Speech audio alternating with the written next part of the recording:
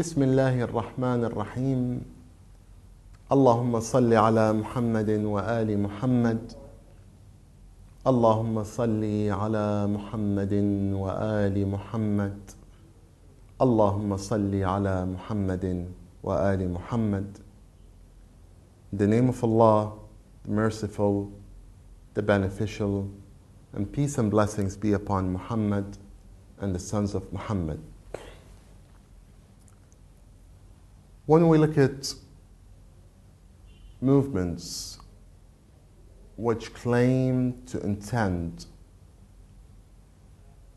to establish reforms within the nation, we should look at their drives. Are their drives for the cause of Allah subhanahu wa ta'ala? Are they connected towards Allah? And we should try to motivate them to take Imam Husain alayhi salam in his reformist movement as a model and to try to establish social ties, political ties, and ties with Allah subhanahu wa ta'ala through that model and through utilizing that model and reflecting it on their everyday movement. Imam Husain alayhi salam says in his announcement, and this announcement clarifies the goals of Imam Husain in his movement. He says, I am not making mischief nor exercising oppression. A lot of movements might intend to strategize an approach of mischief in order to make the life of the ruler harder. Well, this was not the case of Imam Husain alayhi salam. Mischief was definitely not a goal of Imam Husain, nor exercising oppression.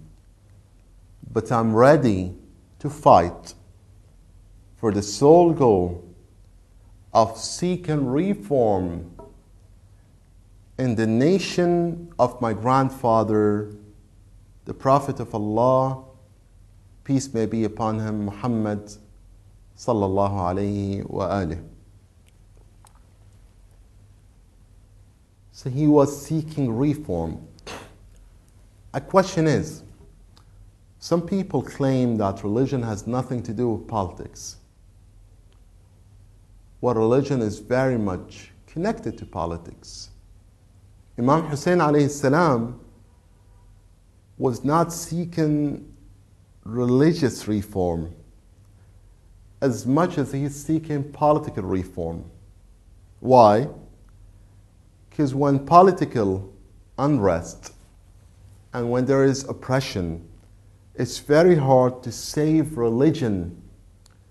And this is why Yazid ibn Muawiyah and his father were able to alter some of the meanings of Islam and were able to tamper with and upon some of the bases of Islamic thought. So Imam Husain had no choice but to move politically against the regime in order to stop the effects which are not only on people but also on religion. So Imam Husain was seeking political reform. And then he says, I want to enjoin good. أريد أن آمر بالمعروف وأنهى عن المنكر. I want to enjoin good and forbid the evil and guide the affairs of the people as my grandfather Muhammad sallallahu alayhi wa alih and my father Ali ibn Abi Talib alayhi salam we're doing. This is a very important statement, and this announcement clarifies the goals of Imam Hussein alayhi salam, why he was moving, what were his intentions.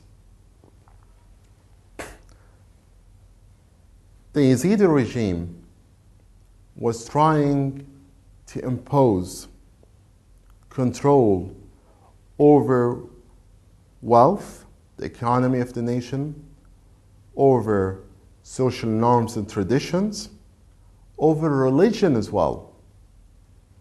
And that's why they were placing people who represented religion.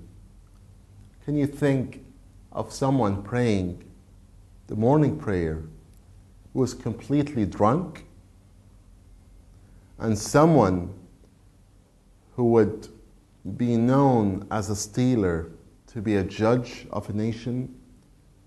This was the problem, is that when people do not order for the good and deny the evil, then tyrants like Yazid ibn Muawiyah become the rulers of the nation. And the only way to face that is through political resistance and a call for reforms within the regime. So Imam Hussein alayhi salam, his goal was to enable the nation to wake up and to acknowledge that what's happening is wrong and we can't stay quiet against it. The question is, did Imam Hussein alayhi salam know that the consequence would be getting killed? He knew, he was aware. And his awareness did not demotivate him from continuing the movement. Because sometimes sacrifice for a sacred cause is what makes people wake up. And what happened in Karbala illustrated how brutal and cruel and non-Islamic the regime is. How can an Islamic regime, the regime of Yazid ibn Muawiyah, kill the grandson of the Prophet, a man whom the Holy Prophet has said about him and his brother Hassan, is that Hassan and Hussein are the master of the youth of paradise. The Holy Prophet said, Allah loves those who love Hussein. أحب الله من أحب حسين. Etc., etc. We have tens of narrations which broadcast the reality that when Imam Hussein was alive, when Imam Hussein was a legitimate Imam, he was the closest person to Allah at that certain phase in history. So again, what happened in Karbala has shown how cruel, how brutal that regime is, and how non-Islamic that regime is. In fact, when the decapitated heads were brought over to Yazid ibn Muawiyah, what did Yazid say? He said, لَيْتَ أَشْيَاخِي بِبَدْرٍ شَهِدُوا. In the Battle of Badr, there was a huge confrontation between Bani Hashim, two families, Bani Hashim and Bani Umayyah. Bani Hashim were representing the Muslim side, and Bani Umayyah were the atheist side. Bani Hashim have reached a success in Badr, and Bani Umayyah were completely humiliated.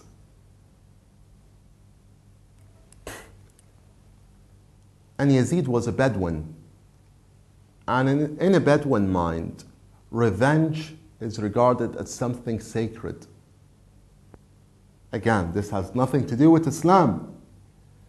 So when the decapitated heads, when the caravan came back from Karbala to Damascus, to the palace of Yazid, as soon as he saw the heads, He said, لَيْتَ أَشْيَاخِي بِبَدْرٍ شَهِدُوا. He said, I hope, it's a pity that the old man in Badr did not see the situation. Why? Because he was driven by revenge. So Yazid in the battle was driven by revenge, driven by hatred, driven by selfishness, and Imam Hussein was driven by love of peace, an intention to reform the nation of the Holy Prophet, and an intention to establish justice within the regime.